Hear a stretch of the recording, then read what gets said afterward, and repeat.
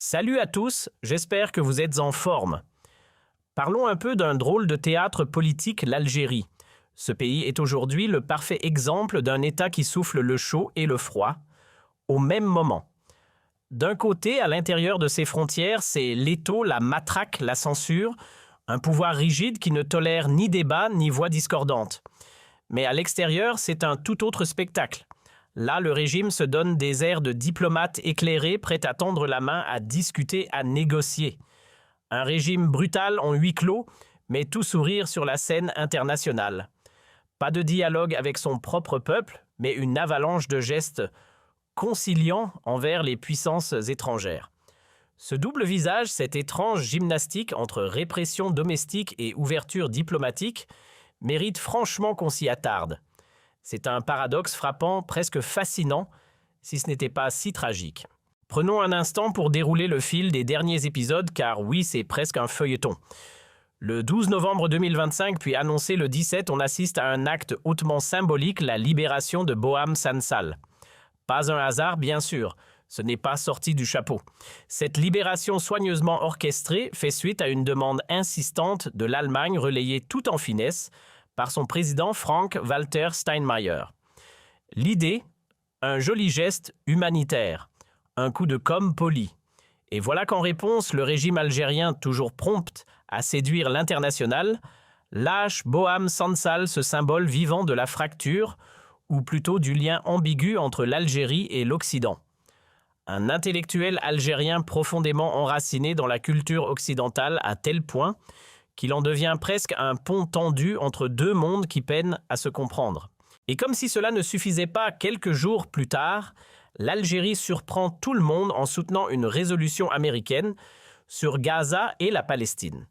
Oui, vous avez bien entendu, un vote aligné sur la ligne de Washington qui relègue aux oubliettes le droit à la résistance armée des factions palestiniennes et place Gaza sous la coupe d'un comité supervisé par les États-Unis eux-mêmes, avec Israël et ses amis occidentaux qui héritent tranquillement d'un paquet de pouvoirs étendus.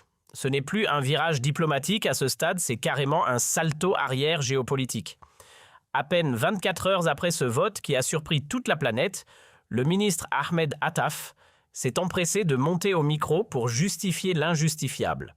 Selon lui, l'adhésion à la résolution américaine n'était rien d'autre qu'un progrès historique pour la Palestine.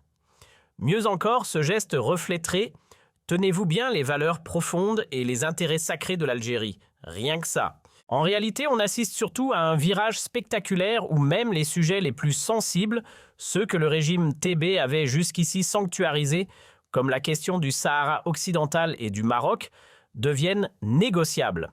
Oui, vous avez bien entendu, le pouvoir Tebboune fait maintenant mine d'ouvrir la porte à la médiation entre le Polisario et Rabat. Une posture impensable il y a encore peu de temps. Et ce n'est pas fini. Dans la foulée, c'est l'ambassadeur d'Algérie à Washington, Sabri Badan, qui entre en scène.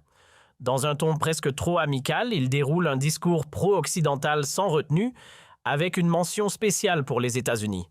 Et là, clou du spectacle, il laisse entendre que si un État palestinien voit le jour même une normalisation entre Alger et Tel Aviv, serait envisageable. Oui, vous avez bien compris, ceux qui juraient qu'Israël serait éternellement l'ennemi numéro un évoquent maintenant la possibilité d'un « tout est possible ». On dirait presque un conte de fées diplomatique, sauf qu'il se déroule dans les coulisses d'une des politiques les plus rigides du continent. Sur la question épineuse du Sahara occidental et des tensions avec le Maroc, l'ambassadeur a troqué les anciens discours incendiaires pour un ton presque diplomatique. Fini les envolées verbales hostiles, les accusations systématiques et les anathèmes lancés à chaque proposition venue de Rabat. Cette fois, l'Algérie se veut plus posée. Elle affirme soutenir le droit à l'autodétermination, mais elle n'impose plus sa vision. Elle laisse entendre que le destin du Sahara devrait être discuté directement entre les principaux concernés, les Marocains, et les Sahraouis. Même le fameux plan d'autonomie marocain jadis rejeté sans appel n'est plus balayé comme une hérésie. Certes, l'Algérie en questionne toujours la pertinence, mais elle ne le raye plus d'un trait. Elle laisse la porte entrouverte comme pour dire « discutez-en entre vous, trouvez votre issue ». Bref, c'est un nouveau langage, celui prudent mais réel de l'ouverture. Il faut le reconnaître, ces dernières semaines, quelque chose a changé dans l'ère du pouvoir algérien. Le ton belliqueux, les déclarations viriles à coups de poing sur la table, cette habitude d'aboyer sur tout ce qui bouge. Tout ça semble s'être dissipé. Fini le théâtre musclé des discours de guerre. Place à une attitude plus souple, presque civilisée. Et derrière ce changement de ton, on sent l'ombre de Donald Trump. Depuis l'ère Trump, le régime de Biden a visiblement appris à parler autrement moins de cris, plus de calculs. Le vocabulaire s'est adouci, la stratégie s'est affinée, et l'envie d'en découdre s'est transformée en désir de composer. Aujourd'hui, on parle d'ouverture de compromis de modération. Des mots qui, il y a peu encore, semblaient bannis du dictionnaire officiel d'Alger. Autrefois, l'État ne jurait que par l'escalade verbale, comme si la confrontation était sa seule manière d'exister. Mais cette époque semble appartenir au passé, et franchement, tant mieux. Il faut le dire, ce virage est salutaire. L'Algérie, diplomatiquement parlant, est terriblement isolée. Alors si les dirigeants TB ont enfin compris qu'un peu de souplesse vaut mieux qu'un coup de menton, eh bien, on ne peut que les encourager à persister dans cette voie. Parce que oui, le monde n'attend plus les rodomontades, mais des gestes réels. Et ça, c'est un pas dans la bonne direction. Le pays a encaissé coup dur sur coup dur. Depuis 2020, c'est une véritable avalanche de crise qui nous est tombée dessus. Tension, avec les voisins immédiats, bras de fer au Sahel clash diplomatique avec la France et l'Espagne, deux partenaires stratégiques de longue date, sans oublier la rupture glaciale avec les Émirats arabes, unit l'un des poids lourds du monde arabe et de la région MENA. Et ce n'est pas fini avec l'Arabie saoudite, c'est à peine si les échanges dépassent la courtoisie protocolaire. Avec l'Égypte, c'est l'instabilité chronique. En somme, on a collectionné les conflits, comme d'autres collectionnent les timbres.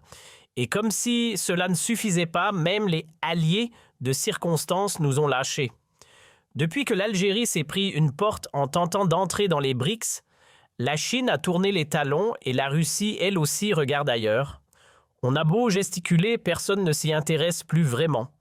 Alors quand on voit que le régime commence à se tourner vers l'Occident, eh bien, il faut le dire, franchement, c'est peut-être le seul virage stratégique sensé pris depuis longtemps.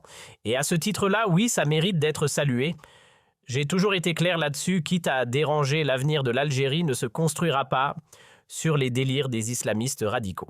Ces prédicateurs de pacotille comme Abdak et ses semblables passent leur temps à prêcher la haine de l'Occident, à diaboliser les États-Unis comme si c'était un sport national, tout en coulant des jours tranquilles à Istanbul ou Ankara. Oui, vous avez bien compris, ils vivent confortablement en Turquie, un pays membre de l'OTAN candidat à l'Union européenne, totalement aligné sur Washington, et même plutôt complice de Tel Aviv quand il s'agit d'intérêts économiques ou géopolitiques. L'ironie. Ces mêmes voix qui veulent faire de l'Algérie la capitale mondiale de l'anti-impérialisme vivent sous le parapluie d'un des meilleurs alliés des puissances occidentales dans la région. À ce niveau-là, ce n'est plus de l'idéologie, c'est du théâtre. Et moi, je l'ai toujours affirmé sans détour, ma position ne change pas selon la météo.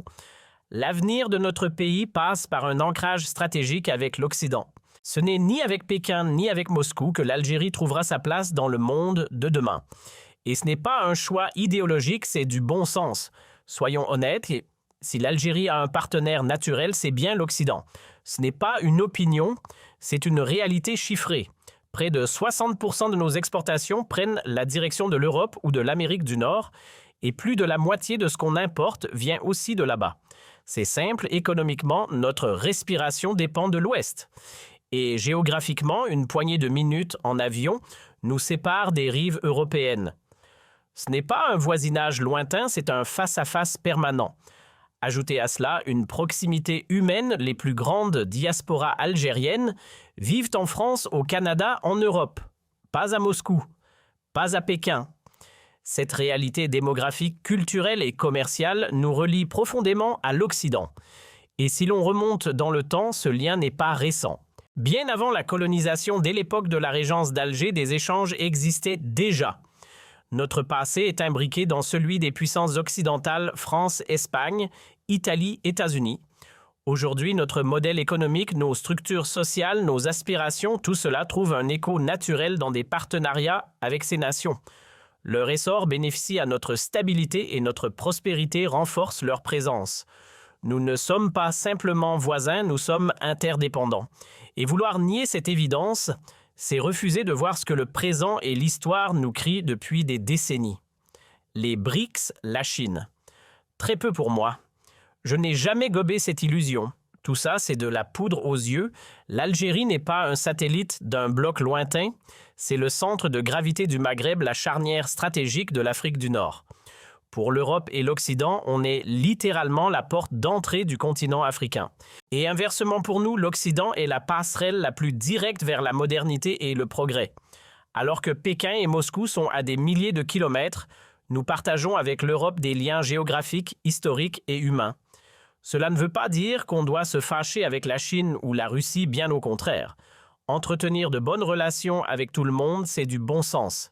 Et c'est là que le mot-clé revient, le pragmatisme.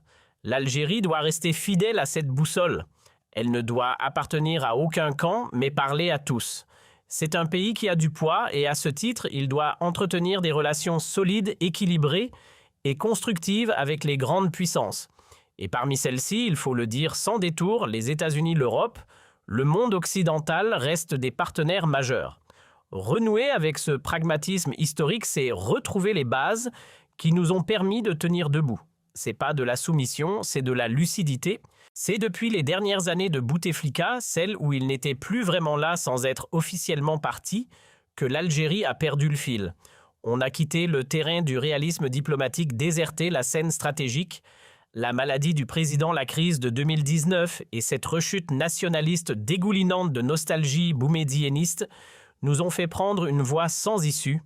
On s'est mis à rêver d'un retour au slogan des années 70, anti-impérialisme à tout prix, rejet de l'Occident, obsession pour une unité arabe théorique et fermeture totale à toute influence étrangère, sauf bien sûr quand il s'agissait de se jeter dans les bras des BRICS, avec des œillades mal maîtrisées vers Moscou et Pékin. Mais voilà, ni Poutine ni Xi Jinping n'ont été dupes. Ils ont vu clair dans le jeu et ont compris que l'Algérie s'était fourvoyée. Résultat, aujourd'hui, on fait machine arrière. On laisse tomber le costume trop grand du boumédiénisme et on renfile les habits du bouteflikisme. Et qu'est-ce que c'était le bouteflikisme? C'était l'art de la diplomatie pragmatique copain, avec l'Occident sans claquer la porte à la Russie ni à la Chine. Un équilibre certes bancal parfois, mais au moins fonctionnel. Et cette ouverture vers l'extérieur, franchement, elle mérite d'être saluée. C'est un signe de maturité politique. Le problème, c'est que cette belle façade internationale est plombée par la réalité intérieure, un régime autoritaire qui bride toute vie démocratique, qui réduit au silence la société civile. On ne peut pas tendre la main à l'Occident tout en maintenant le poing fermé sur son propre peuple. Et ça, c'est le vrai paradoxe algérien. À un moment, il va falloir arrêter le grand écart idéologique. On ne peut pas d'un côté dérouler le tapis rouge au capital occidental, chercher à s'acheter une respectabilité internationale en jouant aux partenaires modèles, tenter de séduire Washington, Bruxelles et compagnie avec des sourires diplomatiques, et de l'autre, gérer l'Algérie comme si on était encore à l'ère du rideau de fer. Parce que là, on est face à une contradiction géante. On parle de coopération, de standards internationaux, de partenariats stratégiques, mais en coulisses, le pays est verrouillé à triple tour. Une gouvernance façon URSS version vintage avec un soupçon de maoïsme pour relever le tout. Dictature pure et dure, autoritarisme étouffant, répression systématique opposant, jeter en prison société civile, muselée presse, libre rayée de la carte réseaux sociaux, sous surveillance et opinion publique criminalisée. C'est simple, tout ce qui respire la liberté est devenu suspect. Et ce double jeu, ce numéro de funambule entre modernité affichée et tyrannie assumée, ça ne peut pas tenir indéfiniment. Ce paradoxe permanent ne nuit pas seulement à l'image du pays, il mine Tebboune lui-même. À force de jouer à deux personnages, on finit par perdre sa crédibilité. Des deux côtés. Alors là, certains vont sûrement rétorquer « Attendez, et Erdogan, alors lui aussi c'est un autocrate, non ?» Et pourtant, il s'entend très bien avec l'Occident. Il a des deals solides avec l'UE. Il profite pleinement de ses alliances avec les Américains et personne ne l'isole. Oui, c'est vrai. Mais comparons ce qui est comparable. L'autoritarisme à la turque, aussi dur soit-il, laisse encore passer un peu d'air. La Turquie d'Erdogan, malgré tout, respire et respire mieux que l'Algérie version Tebboune. Car en Turquie, même si la démocratie est cabossée, elle n'est pas totalement enterrée. Il y a des partis d'opposition qui existent, vraiment des médias, qui critiquent une société civile qui se débat. Oui, il y a des arrestations, des pressions, parfois des dérapages. Mais la presse n'a pas été réduite au silence total. Les voix dissidentes ne sont pas systématiquement broyées. Les Turcs peuvent encore pointer du doigt leur président sans finir tous derrière les barreaux. Erdogan, malgré son contrôle, a laissé subsister un minimum de souffle démocratique. Et ce seuil de liberté, aussi minime soit-il, reste bien au-dessus de ce qu'on voit aujourd'hui en Algérie. Là-bas, on critique, ici, on se tait ou on paye. Honnêtement, j'attends encore de voir en Turquie des milliers de citoyens enfermés pour un simple post Facebook. Non, vraiment, on a franchi un cap en Algérie, même Erdogan, avec toute sa réputation de despote, semble plus tolérant à côté. Oui, Erdogan reste un homme fort autoritaire, personne ne le nie. Mais ici chez nous, on a carrément inventé une version extrême du modèle turc. Un remix algérien sans filtre. Prenons un exemple simple. Imaginez-vous un instant qu'en Turquie, quelqu'un soit traîné en prison battue, humilié simplement pour avoir écrit un commentaire critique sur une femme proche du pouvoir. Non, je ne l'ai jamais vu. Et pourtant, chez nous, c'est devenu presque banal. Voilà où on en est. Alors oui, la Turquie d'aujourd'hui connaît ses propres dérapages, des dérives qu'on ne va pas nier. Mais là-bas, il reste un seuil minimal de liberté publique et privée. Un espace pour respirer. Qu'on soit clair, je ne compare pas la Turquie d'Erdogan à celle d'avant lui, ni à l'Europe. Je parle de ce qu'elle est maintenant, face à l'Algérie de Tebboune. Et dans cette comparaison, les Turcs respirent un air que nous n'avons plus. Là-bas, l'opposition existe encore. Ici, elle est étouffée. Même les dernières élections présidentielles en Turquie, celles de mai 2023, ont offert plus de suspense qu'un film à rebondissement.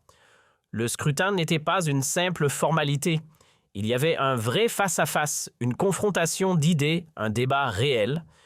Kemal Kılıçdaroğlu, l'adversaire d'Erdogan, n'a pas fait de la figuration, il l'a bousculé, il l'a secoué, il l'a mis en difficulté.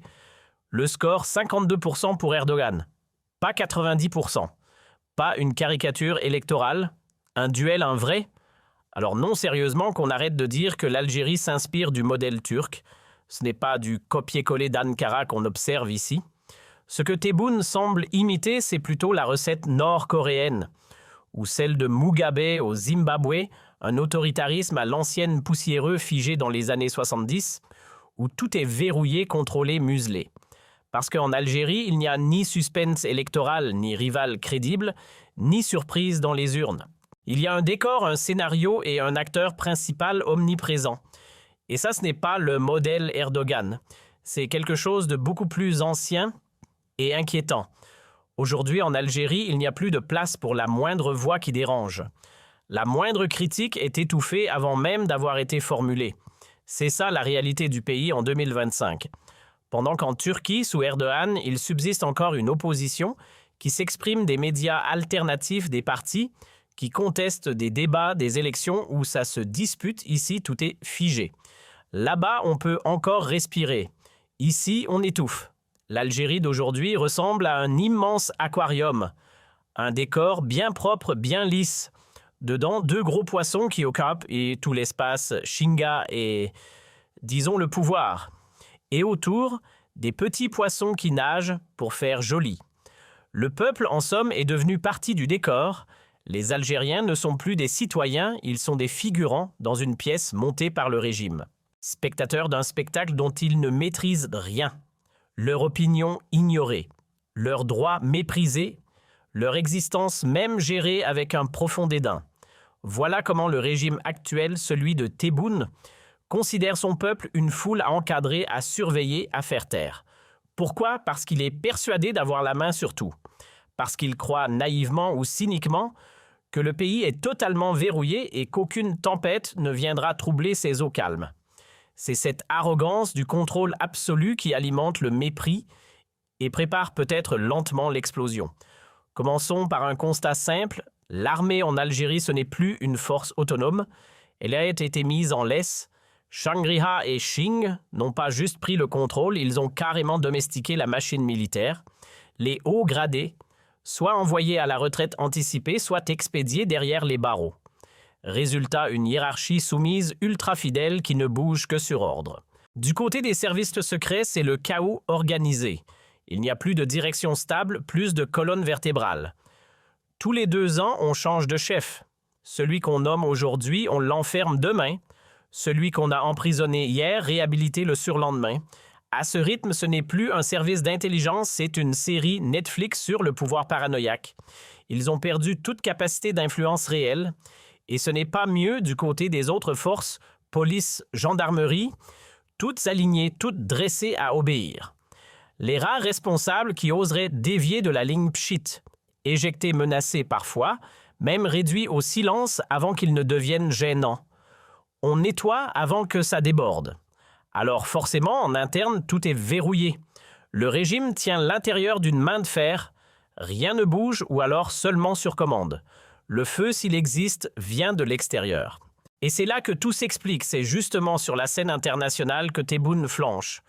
Là, il n'a plus les cartes en main. Là, il sent que le rapport de force lui échappe, qu'il n'a plus le contrôle total. C'est pour ça qu'il multiplie les concessions diplomatiques, parce qu'il n'a pas le choix.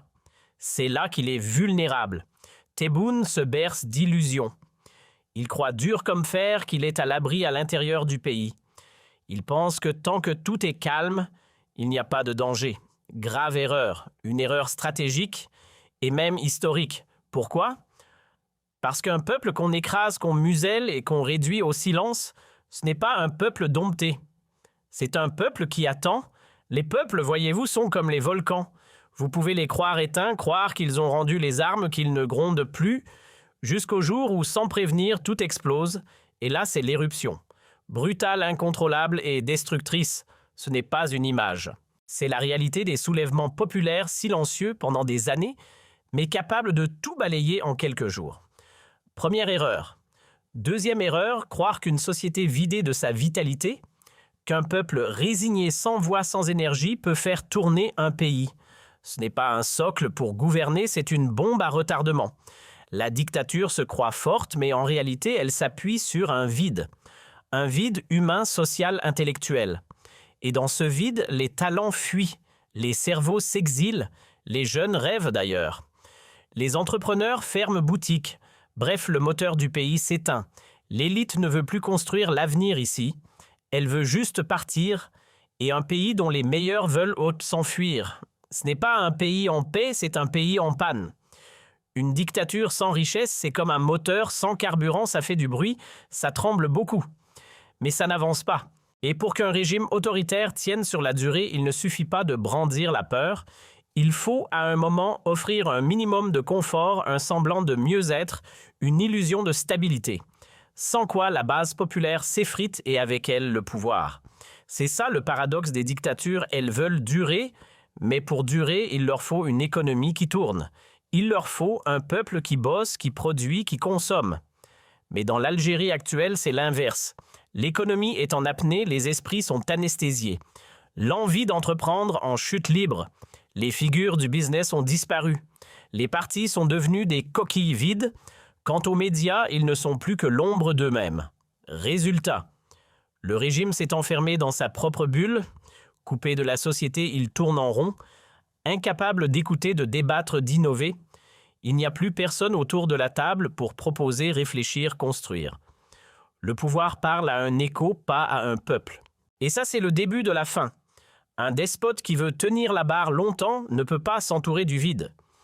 Un dictateur qui rase tout autour de lui, idée, voix, débat, finit par trôner sur un désert. Et que reste-t-il alors? Le silence. L'immobilisme. Une terre stérile incapable d'engendrer la moindre richesse, ni dans les têtes, ni dans les poches.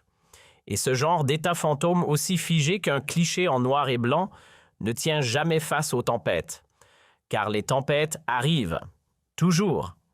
Elles viennent de loin des crises globales, des tensions régionales, des chocs financiers ou énergétiques qui s'abattent sans prévenir. Et dans ce monde connecté, ce qui explose à l'autre bout de la planète finit toujours par secouer les fondations les plus fragiles.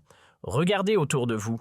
Ceux qui durent Même les régimes les plus fermés ne survivent pas grâce à la peur seule. Ils s'adaptent, investissent, modernisent. C'est le cas d'Erdogan, quoi qu'on pense de lui. Il a étendu la longévité de son pouvoir, non pas avec des slogans, mais en dopant l'économie. La Turquie a franchi les portes du G20, s'est ouverte, a misé sur ses exportations, son industrie, son secteur bancaire. Voilà pourquoi il est encore là. Erdogan, lui, s'est appuyé sur une société en mouvement vivante, agitée parfois même trop. Mais c'est justement cette énergie collective qui a permis la transformation du pays. Or, si vous enfermez un peuple dans le silence, la torpeur, la fatigue mentale permanente, ne vous attendez pas à en tirer une renaissance. Ce que Bou tente d'imposer, c'est une sorte de boumédiénisme version low cost du culte de la figure autoritaire, sans vision ni vitalité. C'est simple, je suis le chef suprême, je pense pour tout le monde, je décide de tout et toute critique est blasphème. Voilà l'Algérie qu'il fabrique, un pays où une seule voix a le droit d'exister, la sienne, où le débat est interdit et où les Algériens sont invités à écouter et à obéir. Et surtout, à ne jamais remettre en question le génie de leur dirigeant qui, bien entendu, se prend pour l'incarnation vivante de la vérité absolue. Mais attention, ce n'est même plus une dictature au sens classique. Non, non. Là, on est carrément dans une tyrannie en plein jour, car un dictateur, un vrai garde, certes le pouvoir, mais il joue, il manœuvre, il distribue quelques miettes pour que le système tienne, il consulte, il dose. Ici, rien de tout ça, aucun espace, aucune respiration. C'est l'asphyxie totale. Et ça, ce n'est pas une stratégie, c'est une impasse. Ce virage vers l'international, il ne tiendra pas longtemps. Ce vernis d'ouverture diplomatique, aussi brillant soit-il, finira par craquer si le fond reste aussi rigide, aussi poussiéreux. On ne peut pas tendre la main aux puissances du monde tout en gardant le pied sur la gorge de son propre peuple. Tant que le régime s'obstine à enfermer l'Algérie dans une tyrannie rétrograde, figée, stérile, aucune politique extérieure aussi bien ficelée soit-elle ne pourra porter ses fruits. Je vous livre ici une analyse, un constat brut. Libre à vous d'en débattre, de l'approuver ou de le contester. Ce que je souhaite, c'est que quelques oreilles attentives dans l'entourage de Tebboune tombent dessus. Pas pour me faire plaisir, non. Mais parce qu'eux, en première ligne, devront tôt ou tard faire face aux conséquences de leur propre aveuglement. Ce ne sont pas les opposants qui paieront l'addition, ce sont ceux qui tiennent la manette. Alors comme ils ont su lâcher un peu de lest sur la scène internationale peut-être, pourraient-ils apprendre à tendre l'oreille ici aussi? Peut-être pourraient-ils, pour une fois, écouter ceux qu'ils gouvernent, pas pour faire joli, mais pour éviter que ça explose.